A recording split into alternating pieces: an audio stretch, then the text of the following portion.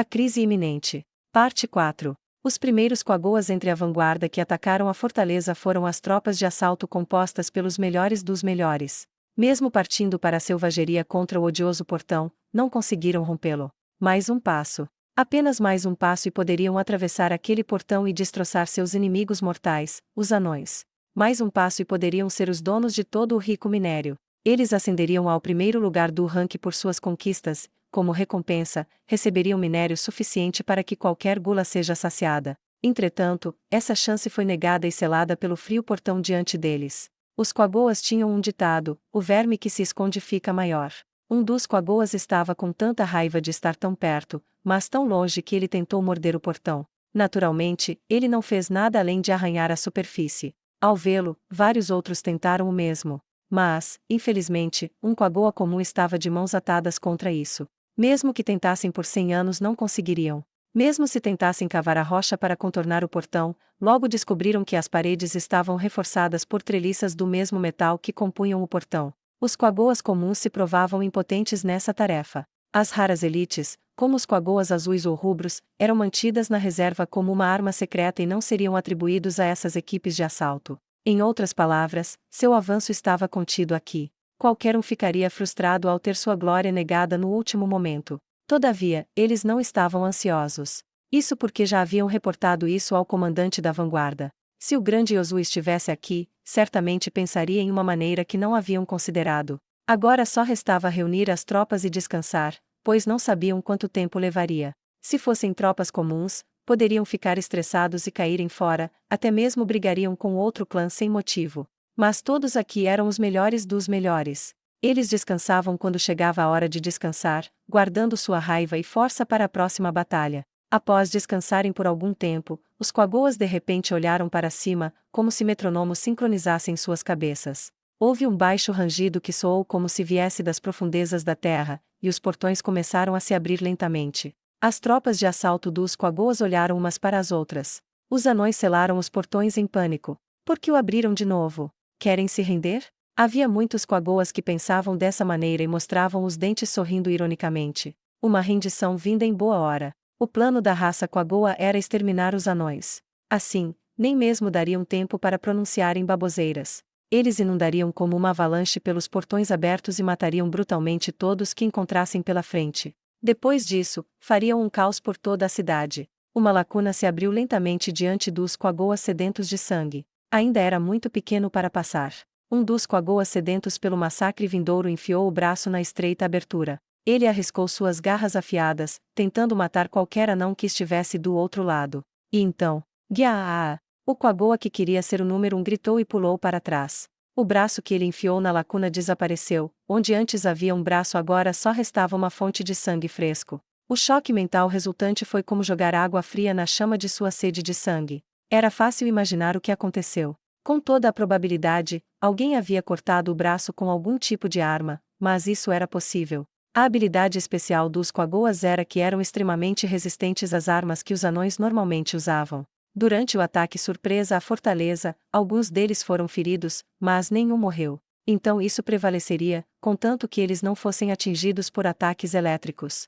Mas então, por que o braço de seu camarada foi cortado? Havia apenas uma razão para isso. E essa seria a existência de um espadachim extraordinário, que poderia facilmente cortar o braço de um Quagoa, um membro de uma raça cuja pele e pelagem repeliam todas as lâminas. O portão se abria lentamente e o Quagoa deu um passo para trás, tomado por uma emoção que ainda não sentirá naquela batalha: medo. A abertura do portão aumentava gradativamente. Quem te permitiu recuar? Soou de uma voz poderosa da retaguarda da equipe de assalto. Não há covardes no clã Purrimidol. Onhe! O grito de concordância veio dos membros escolhidos a dedo para essa equipe de assalto do clã Purrimidol. Em pânico, membros dos outros clãs também gritaram, proclamando sua força. Muito menos no clã Poguzua. Ninguém despreza o clã Zuaigen. Querem que nossos ancestrais riam da gente da terra de Derei. Para os Quagoas, os mortos valorosos assistiriam seus filhos prosperarem da terra de Derei. Diziam que os ancestrais zombariam daqueles que envergonhavam a si mesmos. Seus dizeres foram a fagulha que reacendeu o espírito de luta dos Quagoas. Após arrastarem o Quagoa desmembrado para um canto, as equipes de assalto mantiveram distância e tomaram uma formação próxima, pronta para abater esse poderoso espadachim. Investida. Esse desgraçado pode ser forte, mas só tem uma espada. Vamos arrebentar a cara dele até amassar. Disse alguém. Calma, espera o portão abrir. Depois de arrombar aquilo, a gente passa por cima de tudo. Bora saquear a cidade até não restar nada. Eu vou na frente. Havia um mineral chamado Nuran que era esmagado em pó e misturado em tinta. Os corajosos pegavam essa tinta e desenhavam 2 listras na pele como prova de sua bravura. Os Quagoas reuniram-se atrás de uma dessas corajosas almas. Mesmo se fosse atingido pela espada, eles ainda poderiam empurrá-lo para dentro. A abertura no portão era agora grande o suficiente para que um único Quagoa passasse. Por ainda estarem muito apertados, se rompessem perderiam soldados por nada se os anões os acertassem da entrada com as magias elétricas de agora em diante e fechassem as portas novamente. Investida. Com um grito valoroso, mais de 10 Quagoas avançaram. O corajoso Quagoa na liderança enrijeceu. Os soldados que o empurravam por trás o sentiam morto pelo espadachim. No entanto, eles não podiam parar. Se parassem agora, estariam insultando a coragem de seu camarada. Por causa disso, os Quagoas de trás avançaram com intensidade obstinada, com a intenção de deixar seu ímpeto levá-los para saquear e pilhar a cidade dos anões. E então eles pararam. Independentemente do quanto pressionassem, não conseguiam continuar.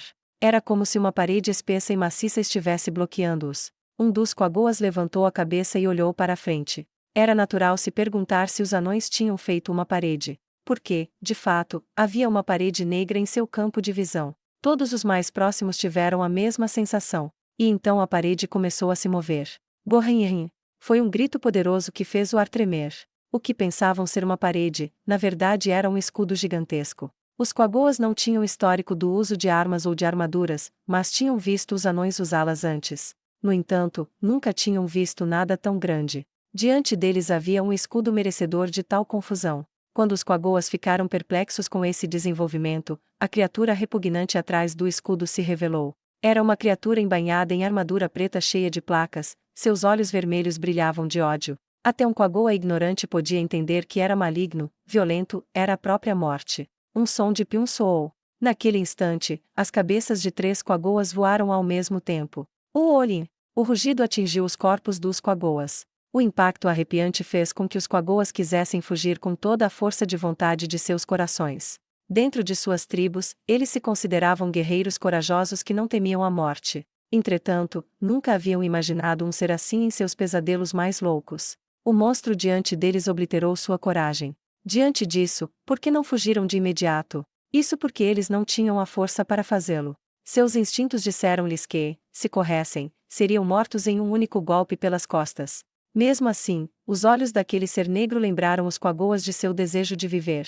Golhoin! O grito parecia vir das profundezas da terra. Um Quagoa choramingava em resposta e deu vários passos para trás. E, como se quisesse aproveitar a oportunidade que se apresentará, outra criatura idêntica a ele apareceu. Então, ia! Um dos Quagoas gritou. Enquanto olhavam para a origem do barulho, viram o companheiro que perderá a cabeça. Ele estava morto. Não havia nenhuma dúvida sobre isso. Como uma cena de algum conto de terror, os braços do decapitado começaram a se mover, como se quisessem algo. Não era um espasmo ou algo assim. A única conclusão que chegaram foi que o cadáver estava se movendo. Se dando conta do pesadelo que viviam, os Quagoas ainda vivos encontravam-se aprisionados em uma jaula de medo. Um clangor duplo veio da armadura maciça, e então saíram 2 espadas idênticas e bizarras, famígeras.